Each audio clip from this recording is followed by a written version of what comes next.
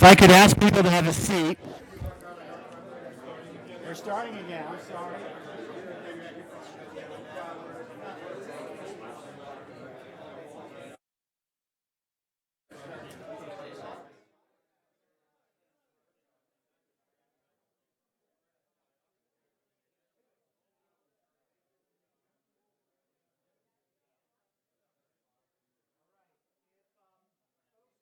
Be seated.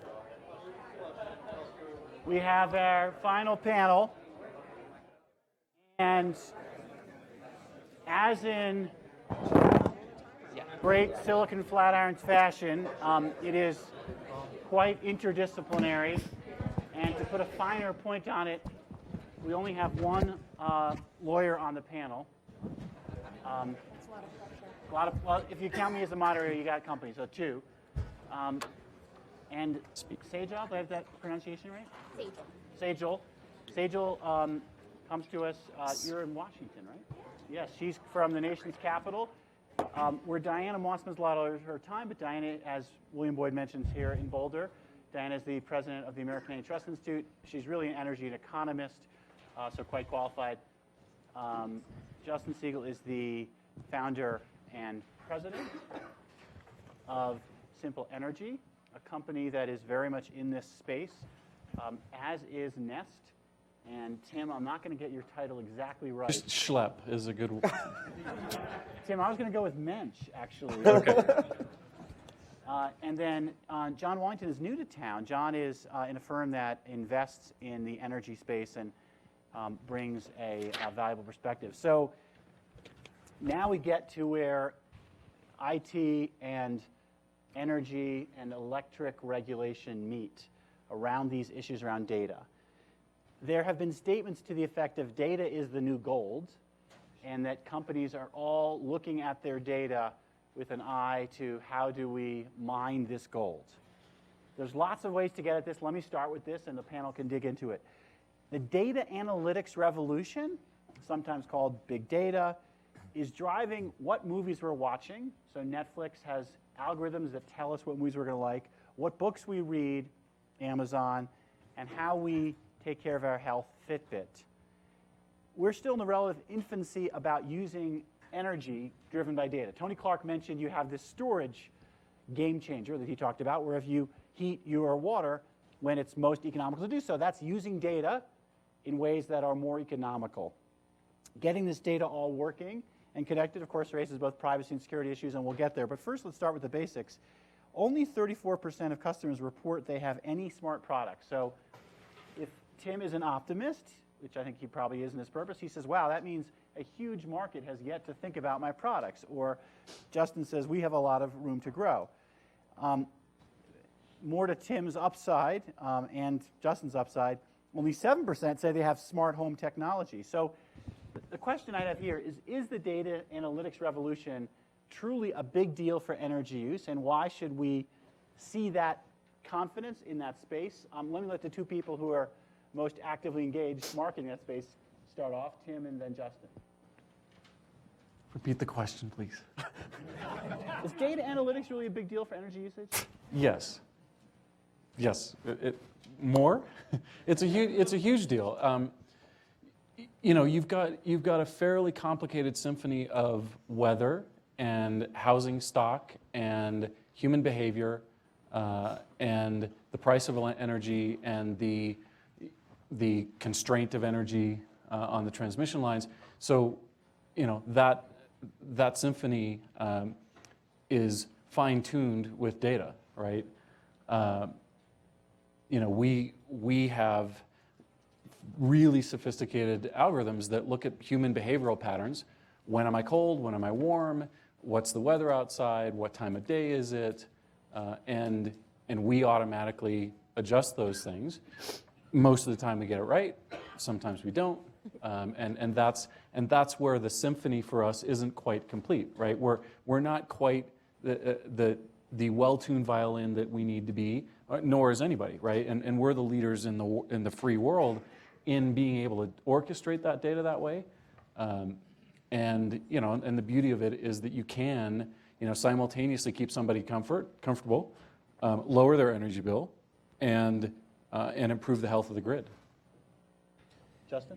I think there's kind of two dimensions of that. One is we think about the data, and if we think about energy going from the data of one energy data point a month when the meter was read, or every other month, or once a quarter, to every hour, or every 15 minutes. That a lot of people think about that's big data, but that's really just one set of data points, right? And then when you start to marry that up with the hundreds of other characteristics about premise type, about behavior, about what is inside the home or inside the other type of property, that's where you really actually start to get to some of the big data analytics that can inform, really getting to that segment of one of the personalized energy plan or the products or services that'll help somebody to manage exactly to their situation. And so I think, in many ways, I would even say we're even more nascent than the data that Phil would suggest in terms of actually using that in the industry for all of what it's capable of in energy management.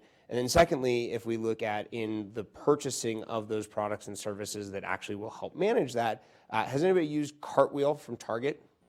Anybody here use that? No? Check it out. It's a pretty cool app. When you're in Target, they'll have things on there that you can just scan with the app, and you get discounts. I checked earlier, they're at $441 million of savings for customers and counting. And it's basically just discounts that they get that then, as part of that, they're able to then pull in all of the other data about your purchases and then use that for better targeting within the app and in messaging to you about products and services. And they're seeing meaningful increases in their sales, but also they're helping customers save money. There's a ton of opportunities in that around the purchasing of based on your data, whether that's energy data, information about your home, or your behaviors that can help align a great product or service offer to a customer, sometimes for free for them, that they can get something great. And those really haven't been utilized. The last dimension I'll add is that can be a really cost-effective way to help solve problems on the grid.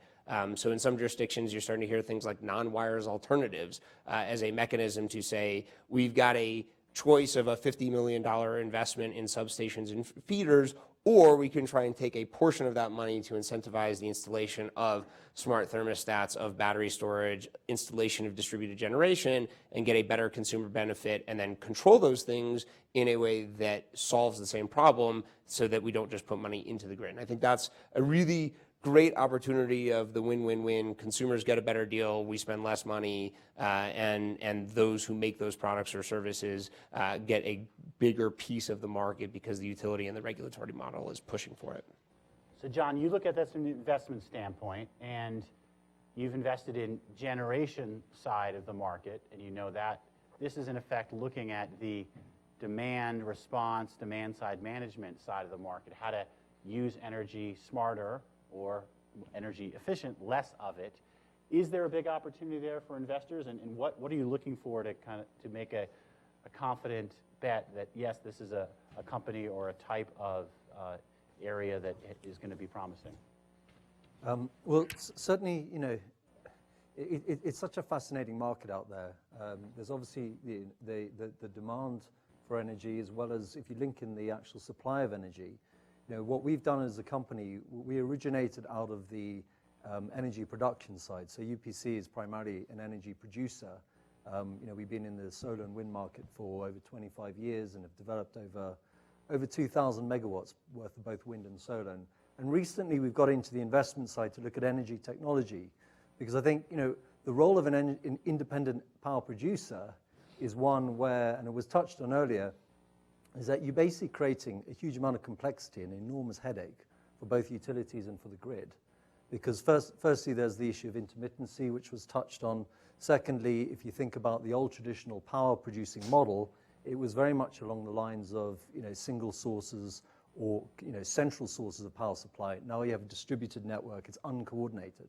And the third part of it is actually when you look at the type of power that's now produced, particularly when you look at the solar industry, which is producing power, DC power, it needs to be converted into AC, and I'm not an engineer or a physicist. I'm sure there's many people out here who are way more qualified to get into this topic. But when you look at types of power that are produced, and you look at the flow of voltage and current, you basically have real power, active power, and you have reactive power.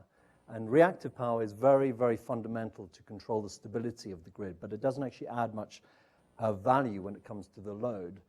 But when you look at a power company and look at a utility, basically the balance of active power and reactive power is basically the power factor. When you take that to the demand side, certain customers are demanding, well, the power factor is actually higher than it should be, and it's putting a lot of pressure on the grid.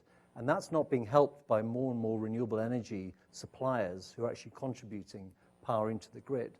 So you have a problem there.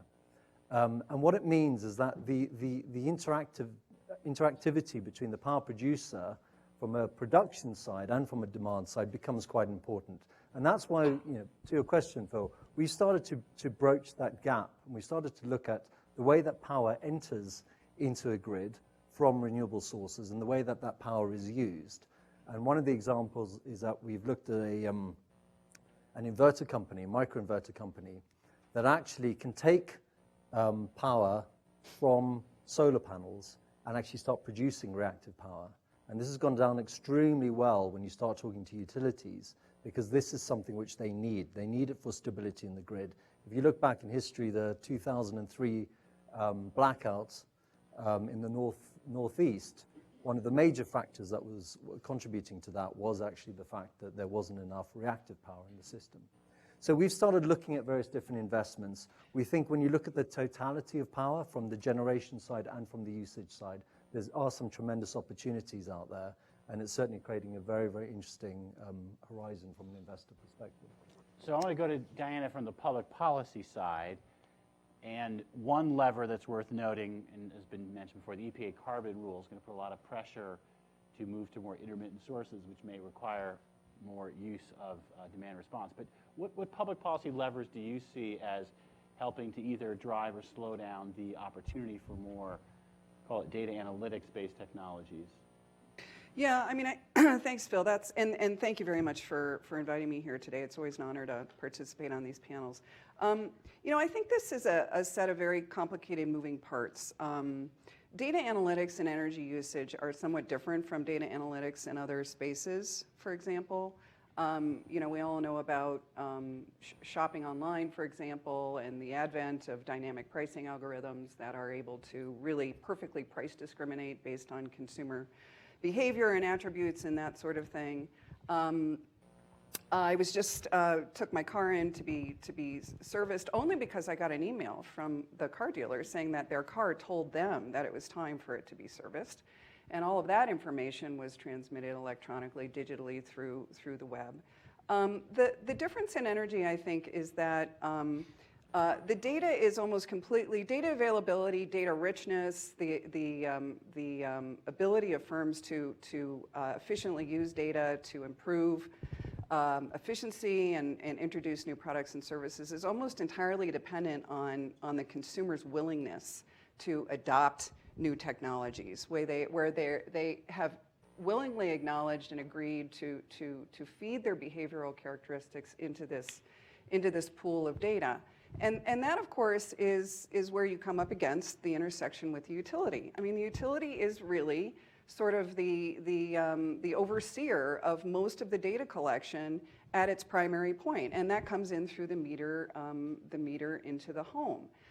Now, to the extent you layer on other applications over the top of the meter, and other vendors and innovators get involved in that space, then you have an additional pot of data. But you're really starting with that major pot of data that comes from the relationship, the consumer interface between the utility.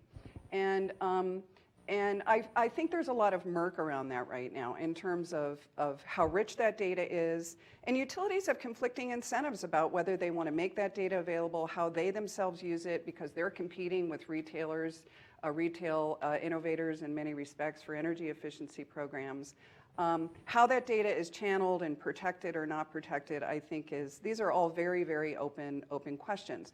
From a public policy standpoint, we worry a lot about the intersection point between consumer protection, meaning privacy, and competition issues involving data. Data can very much be a critical input to a lot of products and services, particularly in the consumer level energy efficiency space. But it can also be a barrier to entry. If we want innovation at the consumer level in terms of energy efficiency technologies, then those players in the market will need access to data, and data can be very much a barrier to entry. So there's this intersection point. So I think there's two prescriptions. One is we're going to see more antitrust cases popping up around data and the use of data as a tool or a way to foreclose competition, but also as a barrier to entry. We're now seeing data issues pop up in big merger cases, obviously. But I think the regulatory framework needs to be very complementary and layer over on top of that to set up a framework that is not only complete, but sensitive to the different incentives that utilities and competitors have to use data.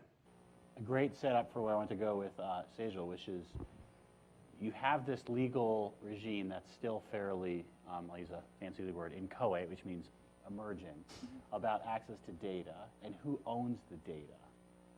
To what extent can that legal regime liberate data effectively? Some people may have heard of a green button initiative, which is trying to push in that direction.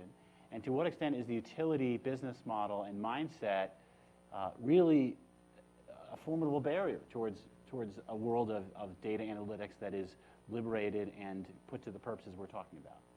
Good questions. Well, a little bit, just before I answer the question, just a little bit of background on myself.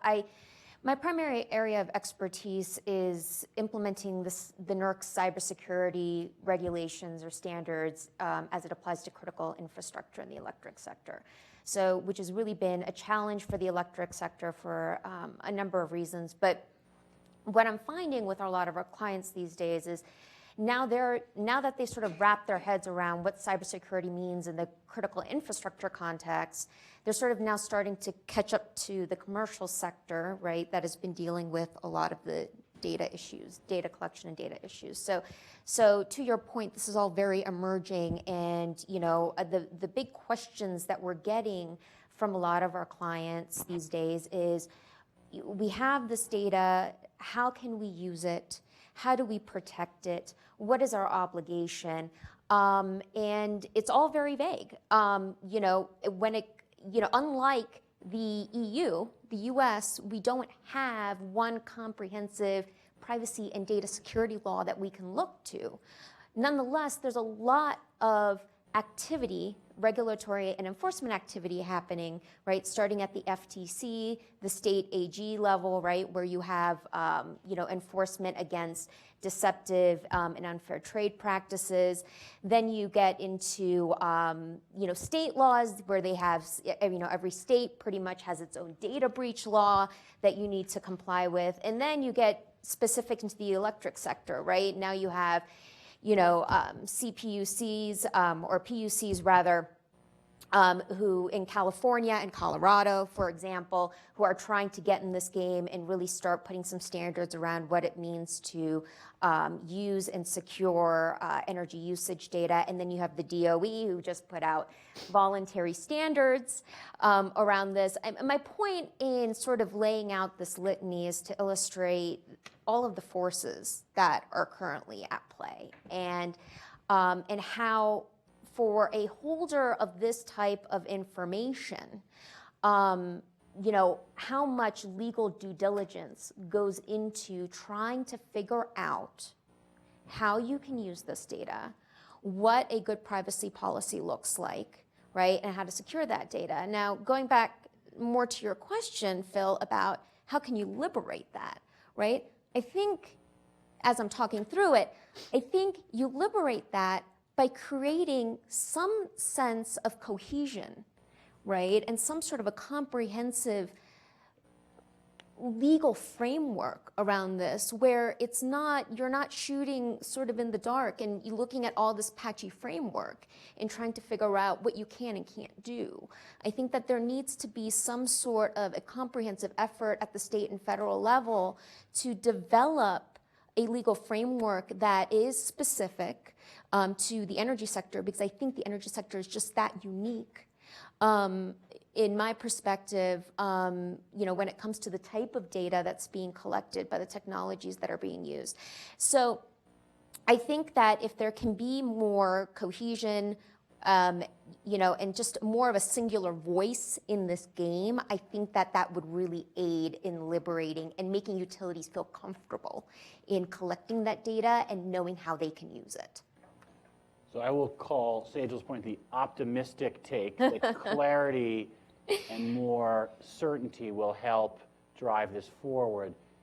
Tim, I wonder, in your view, is getting the data and cooperation of the electric utility viable, or is it really mission impossible and you're better off trying to go around them? What's your take on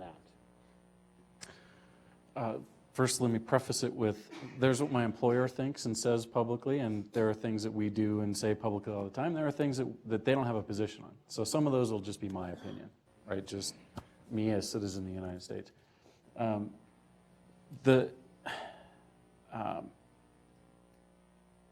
This is me speaking. I don't think there's any reason or justification for the utility to not give the data that is relevant to their customer to the customer. This is the green button idea. Yeah, The customer owns the data, they should be able to have access to I it. don't think there's any justification for any other argument, right? That it's the kilowatt hours that go in aggregate out of their house and what the price of the kilowatt hour is. I mean, those are really the two pieces of data. And can you get around it? Sure you can, right? There are plenty of appliances today that will tell you how many kilowatt hours the appliance is consuming. So you can, if you've got them, you can aggregate them in the house. The utility can't tell you what to do. They can't touch it. They can't know it, right? So there's lots of ways that technology can liberate the data on a disaggregated basis inside your home. Again, that's essentially what we're doing, is we're understanding what is the usage mode of an appliance, and we're using it less. So it's saving you energy, and you're seeing it on your bill. So you're seeing you're not seeing it absolutely correlated, but you get your bill and you say, oh, great, I saved some energy. So is it hard to get that data? Yeah, it's hard. And it's, because there's sort of, you and I have had this conversation, 500 balkanized regulatory regimes, and so, there is no way to go about getting it in sort of a national way, and that's really hard. So Justin, you followed Green Button from the very beginning in this effort. Where are we along the way on this? Yeah, I think I was sitting over there when Anish Chopra called me out and said, are you going to sign up to do it in front of a room full? And we said, yeah, and then said, we'll go beat everybody. What is Green Button? Anish was the CTO at the White House. Nothing like getting called out in front of everybody and being like, will you commit to do this? Yes.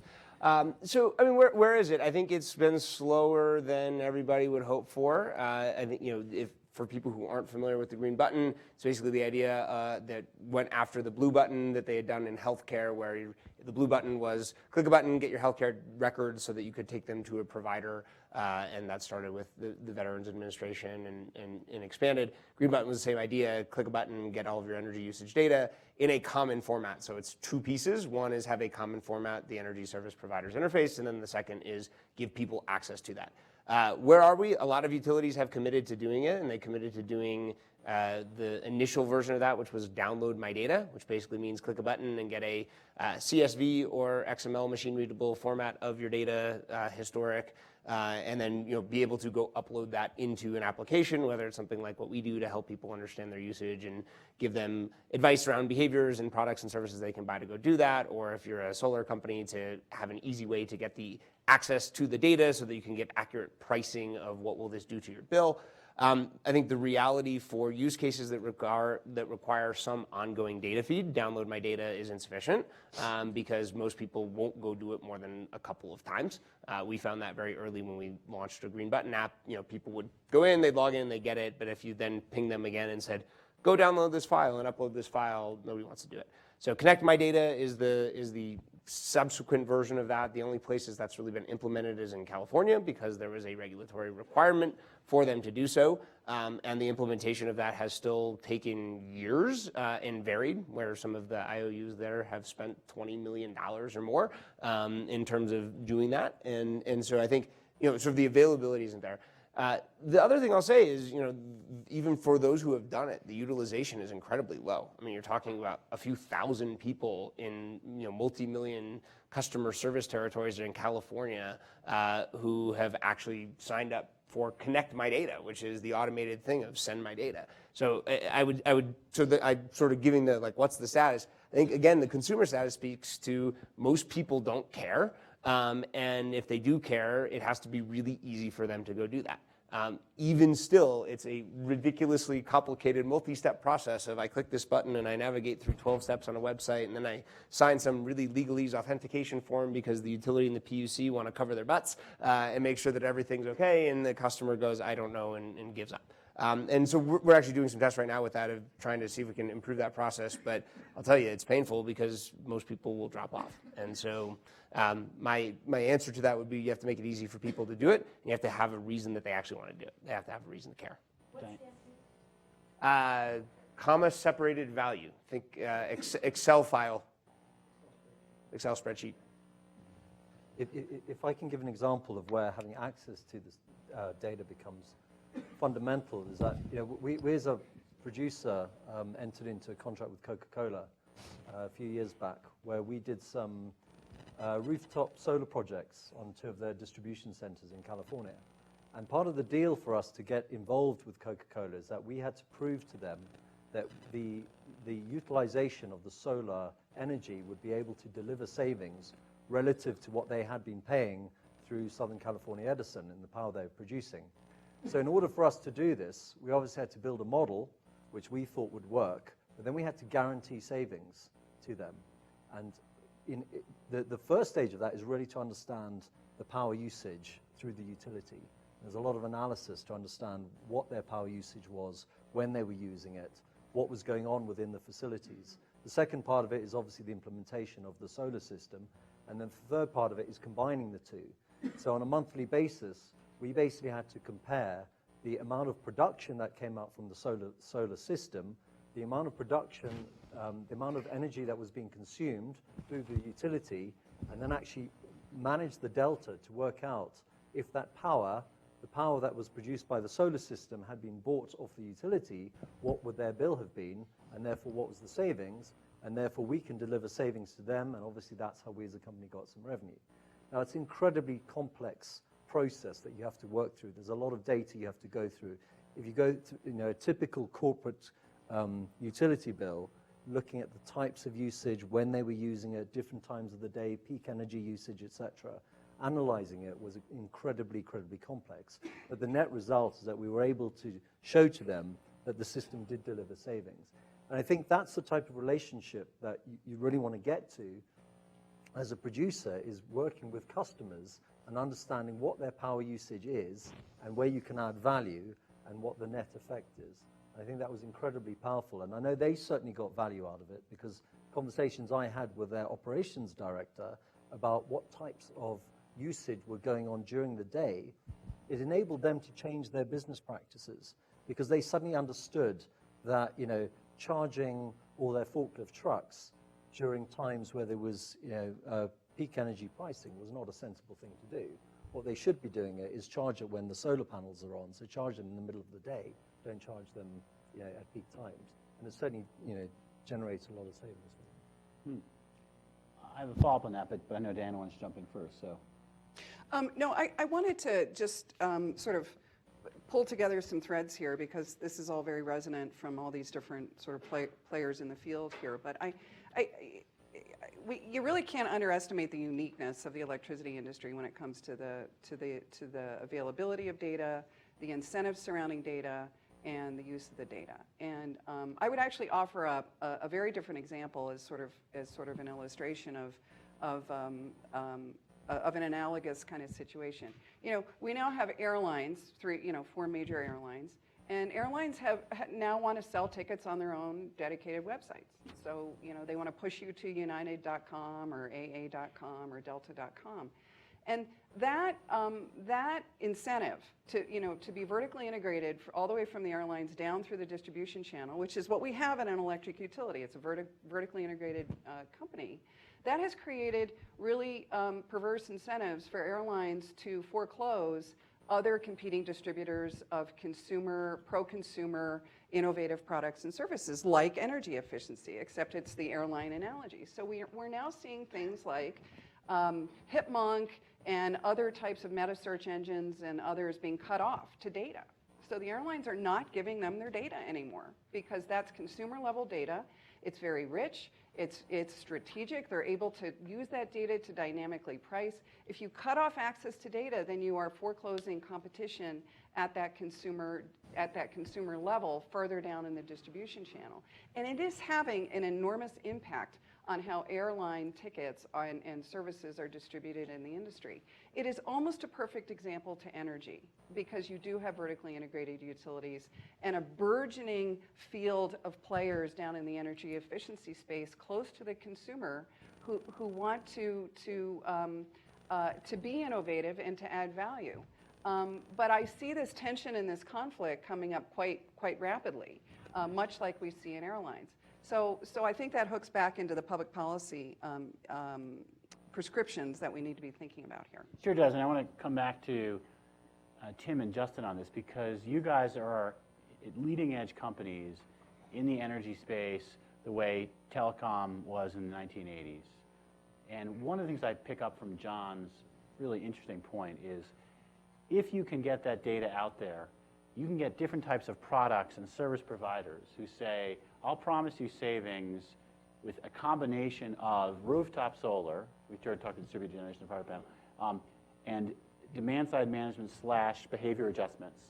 And what you could have even done is say, I'll tell you what, we're going to promise you a 5% savings.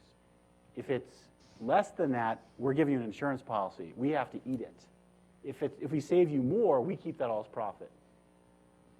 Did you have a contract like that, or could you imagine such contracts? I mean, in some sense, this is a pretty interesting opportunity if the public policy framework can be set correctly.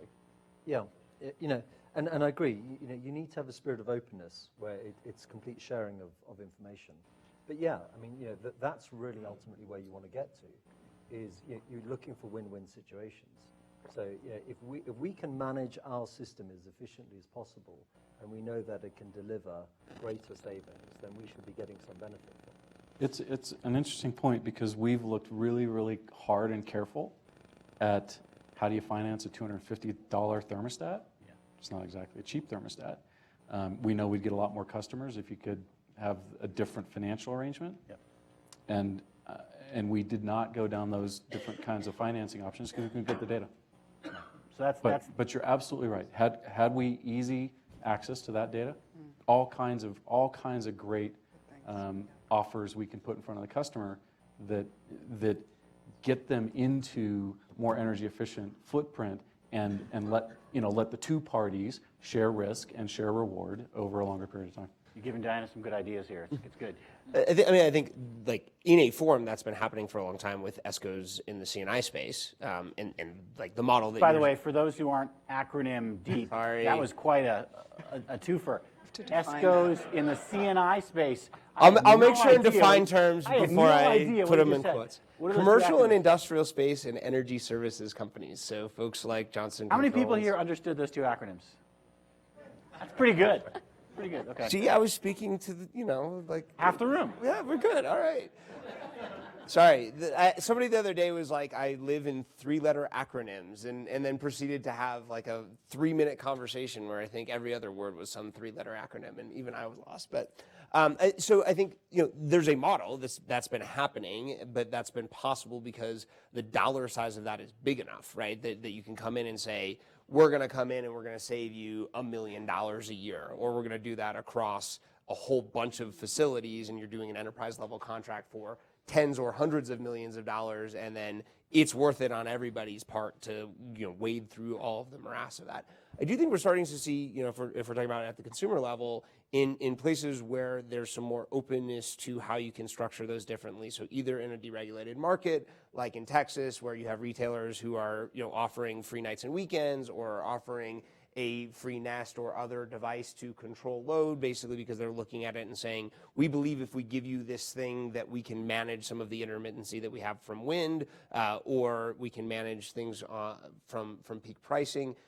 The other example in places like New York, where with Rev and some of the directive coming from a regulatory process, it's opening the notion of we can structure some of these things differently, that exactly what you're describing, could conceivably get baked into a rate that a utility would offer as you basically do that. And there's also some companies now who are starting to do that in the residential, exactly what you described, coming in and saying, here's the things that we recommend that you go do. If you do these things, we will guarantee your bill. And then they're making money on, basically saying, we're recommending these things that we believe will get you to $100 a month. We're going to guarantee you at $125 a month. And if, you use more, they're covering it. So I think that's nascent, but there are some who are actually starting to do that and have existing contracts with homeowners to do just that. So Sejal, I want to now get to your strike zone, which is, if we're going to get access to this data and share it, that raises real privacy issues and certain security issues. And Justin put this by saying there's this form people have to sign to cover their butts, which is how it looks to an entrepreneur on the outside. From the inside legal view, where are we with respect to defining these privacy and security issues around energy data? Very much at its infancy still, I think. Infancy. At its infancy, sorry. Like I had said earlier, that those are the questions that we're getting. And there's no easy answer to that. It takes a lot of looking at other sectors. It takes a lot of looking at voluntary standards that are out there, what other PUCs are doing to get a handle on what it means to have a privacy policy and data security measures around that sort of data. So it's a big question mark, and it's not a one-size-fits-all approach, right? I mean, it depends on the type of data that you're gathering, how you want to use it, who you're sharing that with. I mean, these are all very specific questions that go that are very specific. Depend on a very specific fact pattern. So, unfortunately, I don't have a clear-cut answer to that, but these are all very real issues. And I think, the utility being, it's a conservative industry. And there's a lot of fear. There's a lot of fear around, divulging information that really, the privacy of one's home, the sanctity of one's home is such a significant thing. And I think that the utility sector is really having a tough time with wanting to cover their butts, I think that you have brought up the New York Rev proceeding, and I think that that's a good example. Whether you think it's different people have opinions as to whether that's effective or not, but I think that's a great start, right? I think it's a great start. I think it's a great state initiative where a state and the regulators are recognizing that technology is coming. The data is going to get gathered, and it's happening at a fast pace. We really need to evolve with that, and forcing the utility to engage in that dialogue and really explore these technologies, right? And almost force it on the customer, right? To start using this customer side meter technology. I think that these discussions do need to happen more, like they are happening in the New York Rev proceeding, to give us a better understanding, or give the utilities a better understanding of what their obligation is from a privacy and data security perspective. And yet, we're talking about like the tiniest sliver of data, right? Kilowatt hour price. And yet, the information industry is not at its infancy, right? It is in its third, fifth, 10th iteration on privacy and security, right? And again, we're dealing with data from A to Z that we get from the homeowner, from our product, from third parties, and to Sejal's point, we believe that the home is profoundly private, and that it is you and you alone that get to decide how profoundly private it is, right? Not a regulator, not a monopoly, you and you alone. And so companies like us, companies like Apple, companies like Amazon, companies like Facebook, right, we're all dealing with privacy and security and have been for decades. And the consumer has been too, right? Consumers don't put their social security number on Facebook. They've drawn that line. And each consumer has decided exactly how profound their lives are in terms of privacy or not. And that's just the free market working. So one quick commercial announcement. March 30th at the Antitrust Medical Center, we'll have a healthcare innovation conference. For those willing to jump, half the group of you knew it, the CNI, whatever that was. CNI and ESCO, yeah. Yes, that one. Guys are This smart. means you probably don't know all the acronyms in healthcare, but there's a divided healthcare between EHRs, which means electronic health records, and PHRs. So Tim and Nest is in the business of the equivalent of PHRs, personal health records, that information that people have about their health. That has no regulatory oversight right now. Electronic health records overseen by HIPAA, which we all sign forms to waive our rights to so they can use it. That's a similar fraught situation where you've got the data already out there. At some point, it's going to get solved. Diana, how long is that going to take? That's for me. Yes. Oh, I don't know.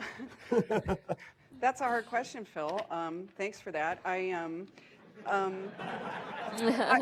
Where's your crystal ball? Sorry, maybe I'll just throw some fire bombs out here because I actually think the data issue in electricity could easily be. It could be a tipping point as to where we go as a society, as an economy, where we go with energy efficiency and how we produce energy efficiency. So it's a very fraught situation. You've got a disinterested consumer base. I mean, I've got all sorts of statistics here, which I won't quote to you on actually how disinterested consumers are. In electricity, for one, energy efficiency, number two, there's a whole lot of information and education you have to present to the consumer. You have to incent them. You have to give them rebates. They don't know how to use the controls on their energy efficient appliances. Some consumers want to have nothing to do with energy efficiency. They're not interested in it. They can barely read their bill. So you're dealing with a very recalcitrant consumer segment. And it's a very small percentage of consumers that really embrace the go green kind of mentality and understand and are willing to invest in efficiency technologies. That is an uphill battle. Then against that, you've got this sort of burgeoning innovation sector down at the retail level, but then you have a utility which has very, very perverse incentives to restrain access to data, to block access to data, because they could be selling the energy efficiency to the consumer if they have the incentives to do that. And that, of course, loops back into rate design and coupling or decoupling issues. So you've now got a utility actor in the space with bizarre, often perverse incentives. The tipping point I'm talking about, if we can't get the data situation worked out properly and in a way that actually promotes innovation, we may end up with a model where the utility is producing energy efficiency at a sort of a central station level, right? Through state mandated programs and requirements. And that consumer segment is going to evaporate, or it's going to be crippled in a way that will not really contribute as much as it could. So I think these are, like I said earlier, there are many moving parts and conflicting incentives. And I think if this process is not handled, and there's no proper way to handle it, but if we don't address all of these moving parts, we could well end up in a situation where utilities are providing the energy efficiency through large, purchases of solar fields and more wind on the system and that sort of thing. Well, in general in telecom, we tested the model of having a monopolist provide all the services and opening it up and seeing competition, and it was a slaughter. The latter model was much better in delivering innovation and benefits to consumers. Here, we're at early days of enabling the sort of entry that we've talked about. Speaking about outside entry, let's get the audience involved in the conversation, and starting with students, I would welcome a volunteer, and I'm not afraid to call on one either.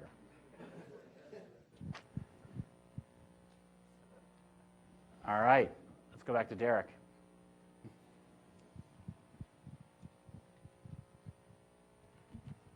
One thing I'm curious about is talking about data. It seems that there's going to be a big proliferation of data with the Internet of Things that the FTC is currently looking at, where people have smart devices that produce lots of data in that way as well.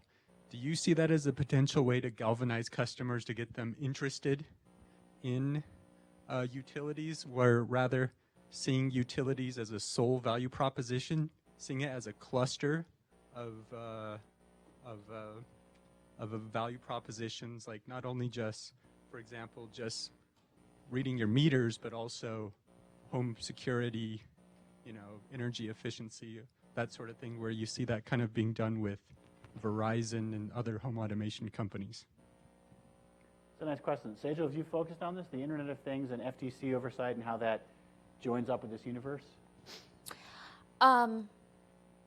Yes and no. I'm aware. I think yes. If your answer is it going to help? I think yes, it will.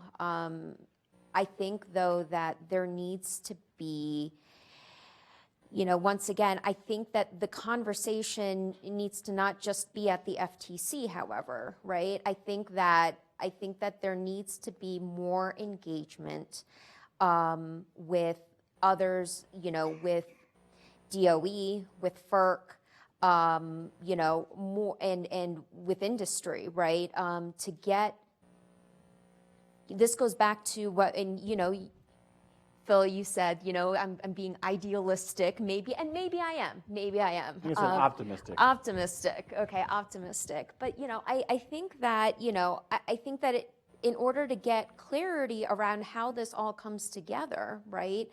I think that it needs to be a conversation that needs to happen at the various levels, and I don't think that it can be something that's just happening at the FTC.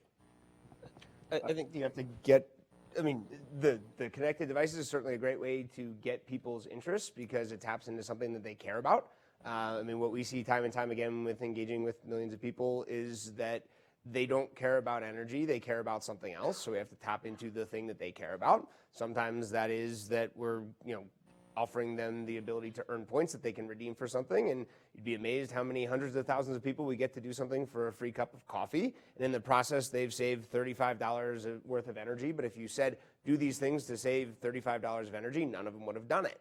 And likewise, connected devices appeal in a very strong way in our e-commerce solution that we brand under the utility brand.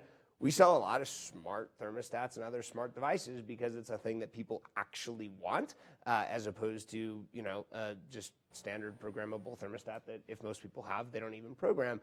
But I think the key here is then how do we parlay that into something that actually gets benefit, whether they then adopt the time of use rate or actually change their behavior to make the critical peak pricing rate work. And that's where you start getting into then, can you send somebody an SMS? Can you control the device automatically and make sure they don't opt out?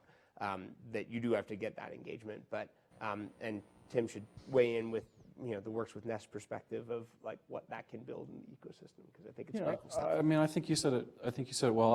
I heard two questions that the person asked. The first question, you answered it really well. Energy savings is a subheadline. Whatever you want to think, it's a subheadline. The headline is keep my house more secure, keep me more comfortable, give me more remote access, help me monitor my kids, whatever that is. And yes, I do think that the explosion of the device types that can come into your house are just going to create more of an environment where the subheadline has a space to flourish. A meaningful number of our customer base, and by meaningful I mean double-digit %, opt into the demand response programs that are available from their utilities. And that's right. That's valuable. The other question that I heard was just more along the lines of the explosion of data, and this is my opinion. This is not my employer's opinion.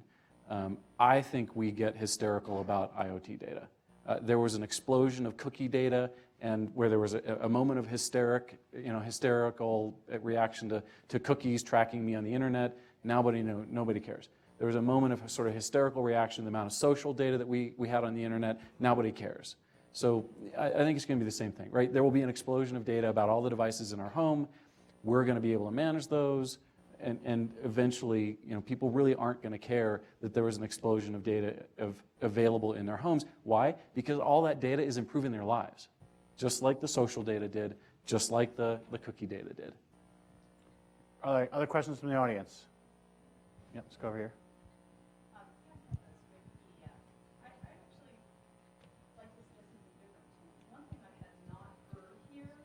Is any kind of comment on the interplay between what we're talking about in the energy industry and underlying privacy values. We are still very much at the outset of sorting out what the common social moral views on privacy should be. And I think that both politically and intellectually is the reason that we can't realistically expect a single particular regime to come in. I would suggest that that I see something quite different. I think people do have very genuine concerns about social media data, about computer use data, and I think we will come to see it in the Internet of Things and in the context of our energy use as well. I think we'll see an overlap between, coming particularly from the disability community, between healthcare and HIPAA-style concerns and energy use concerns because it is so intimate. So my comment or question is whether particularly those in the private sector here have thought about playing a role in leading the beginning of the conversation to really to really start to define what are we as Coloradans, as Americans, what are our common views around privacy? What should the future of the policy around privacy look like? So I'd love to, I agree with you. Again, Tim Enwall, citizen of the world, not Tim Enwall, employee of Nest.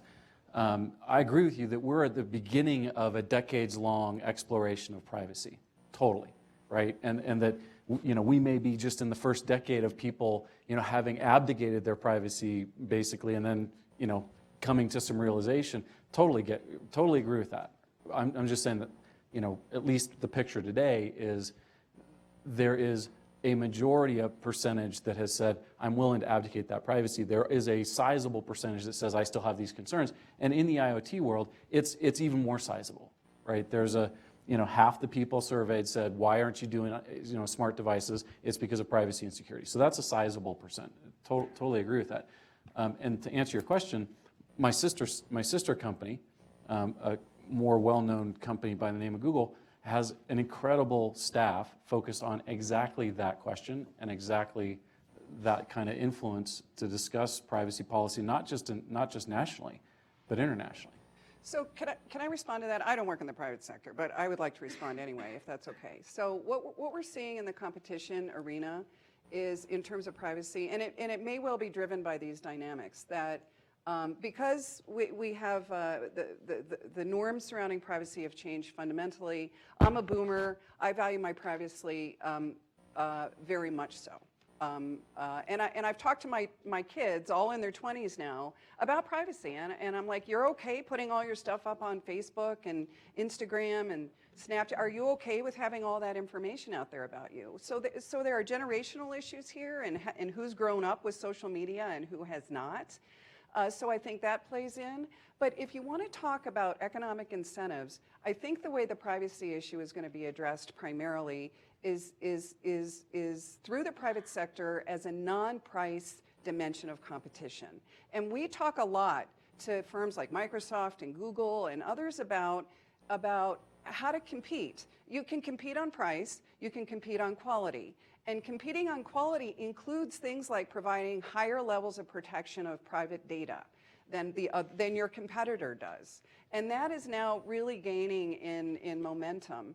Microsoft, for example, will say about Bing that they keep your data safer if you use Bing as a browser than if you use Google or if you use other platforms. So that is now becoming front and center in terms of a non-price dimension of competition. So that approach is the market will sort it out. That doesn't mean there isn't a parallel path effort to sort out the norms, the social norms, and what we think as a society about privacy. But the market is going to take this on directly by firms competing hard on keeping consumer data private as a direct way to gain consumers. As it does security as well. Right. I mean, you look at Microsoft, Apple, Google, and Amazon, right? And they employ the world's smartest people on cybersecurity, and they compete the snot out of each other for who can be the more cyber secure. Can I offer one other example? So we do work up in Ontario, and Ontario has a privacy commissioner, and they have a whole set of things around privacy that are not specific to the sector. So they came up with what's known as privacy by design, and it's meant to be a rubric for everybody to say, here's how you're designing privacy into what you're doing, whether it's energy or anything else. And so it's a different approach that has been taken to try and put a stake in the ground of here's a set of principles that we are saying here's how we are integrating privacy into everything that we do within Ontario, and then it creates a standardized set of things for everybody to jump off from, and then obviously people interpret sort of how they do that and how they take each of those approaches. But it's another example of, instead of saying the market will use it just as a competitive force, that there can be a government set way of saying here's the starting place, and then people go from there. So appropriate last question. I've got three great people over here, but I got to give Frank Barnes, who founded the Interdisciplinary Telecom Program, which is a real pioneer in getting discussions going. So give Frank the last question. The question I'd like to ask is, what is the responsibility with all these points of access as we go to more and more open access on this to protecting the grid as a whole? Because if you provide hundreds of thousands of access points, who has to take the responsibility that somebody isn't able to shut the whole thing down? We've seen places with the current SCADA systems, in half an hour, some of our students could shut down the grid in Colorado. So this So does it go to the government? Does it go to the regulator, or does it go to the utility? So we got a good point. I want to let John start on this one, because we said you've got this closed model that's all vertically integrated. A benefit is you've got a certain level of control that can give you assurance about security if it's working well. If you really try to open it up, like telecom, this is what Tony said at the beginning, you also create more vulnerabilities. John, how do you think through that trade-off? Yeah, I think it's a very good question, and clearly it's a fundamental issue. And again, goes back to the old traditional grid system, which was very, it was a monopoly system, very tightly controlled. Suddenly you allowing disparate sources of power, you're allowing disparate uses. Everything is changing in terms of the old-fashioned way the grid is structured, and clearly it's a priority for a lot of people, from Department of Energy, Department of Defense, Department of Homeland Security are looking at this. We were actually lucky to have one of our projects down at Fort Carson was involved in the SPIDERS project, which was the Smart Power Infrastructure Demonstration for Energy Reliability and Security. I bet you all knew that already. Yeah, people knew that acronym, huh? But SPIDERS was, again, three government agencies looking very seriously into this and looking at cybersecurity. I think one of the statistics that came out was that there were 50,000 attempted hacks on the grid last year. It's an enormous amount. Now, where they were coming from, who they were, who knows? It's frightening. You control the energy supply, you control everything we do.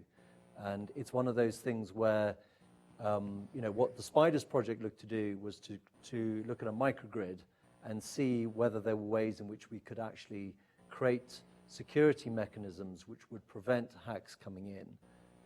It was successful from that perspective, but there's a cost to it as well.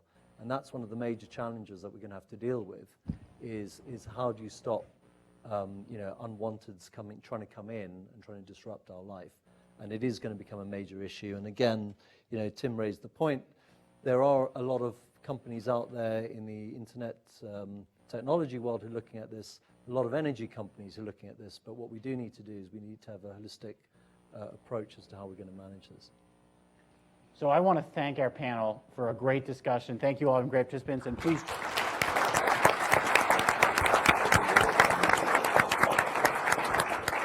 Please join us next door, and for those who aren't students, please reach out and chat with some of them. They got a great group here. Thank you guys very much.